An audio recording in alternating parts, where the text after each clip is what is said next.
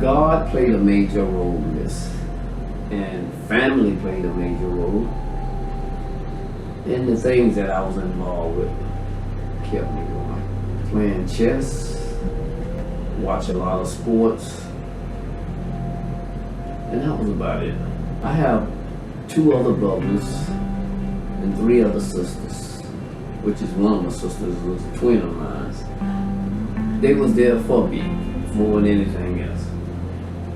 When they could find the time, they always came to see me throughout those 35 years that I've been incarcerated.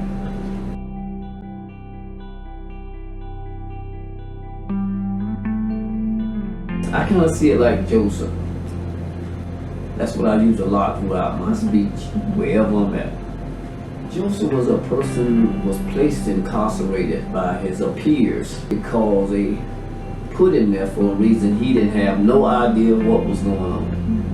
But God had placed Joseph there under those situations for a length of time to show him and to put him through that, to show him different. And those peers who put him there was at his feet when he was released. And he didn't have no bitterness for them. And he still accept whatever they did to him and continue to move on with his life. And that's really touched me when I first got out, that God came into my life. Because believe it or not, my opinion, I would have never got out of there. I figured I was gonna die there. So it must be a reason for me to be in this situation. So it made me feel in my mind for my first 2 hours being out of prison by being bombarded by the media and family. And that's when that thought really came to me. It was a purpose for me.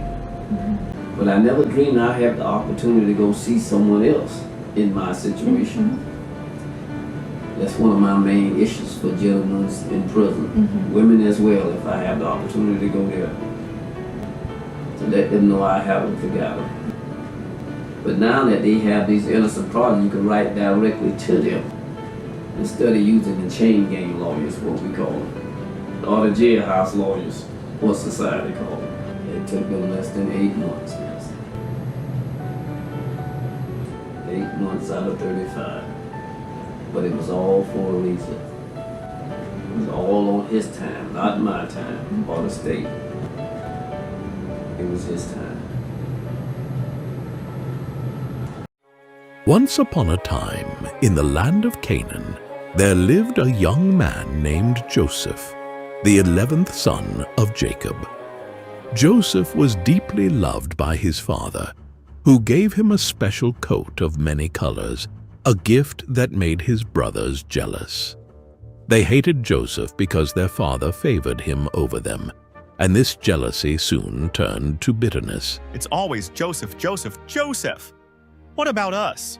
One day, Jacob sent Joseph to check on his brothers, who were tending the flocks in the fields. As Joseph approached, his brothers saw him from a distance and, filled with anger, plotted to kill him. But Reuben, the eldest brother, persuaded them not to harm Joseph. Instead, they stripped him of his colorful coat and threw him into an empty pit, planning to leave him there.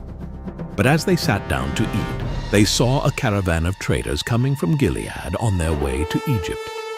Judah, one of the brothers, suggested they sell Joseph to the traders instead of leaving him to die.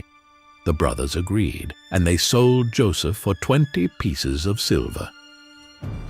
The traders took Joseph to Egypt, and the brothers returned home, telling their father Jacob that Joseph had been killed by a wild animal.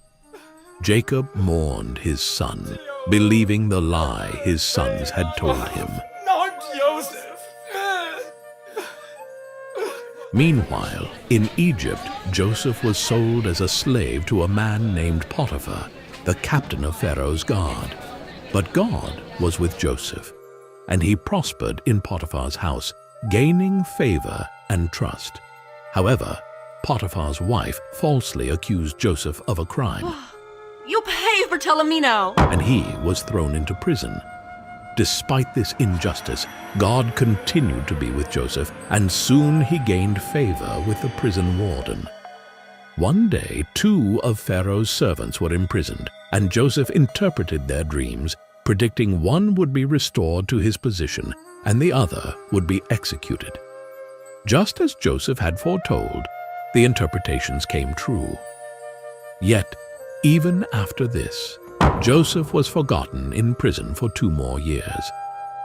Finally, Pharaoh had a troubling dream that none of his magicians could interpret. The butler, who had been restored to his position, remembered Joseph and told Pharaoh. Joseph was summoned, and with God's help, he interpreted Pharaoh's dream, predicting 7 years of abundance followed by 7 years of famine. Impressed by Joseph's wisdom, Pharaoh appointed him as second in command over all of Egypt. Years later, during the famine, Joseph's brothers came to Egypt to buy food, not recognizing Joseph. But Joseph, knowing them, tested their hearts and eventually revealed himself to them. Overwhelmed with emotion, Joseph forgave his brothers and invited them and their families to live in Egypt, where they would be cared for during the famine. Through all the hardship, Joseph's faith in God remained strong, and God used him to save many lives, including his own families. Joseph forgave his brothers, understanding that what they had meant for harm, God had used for good.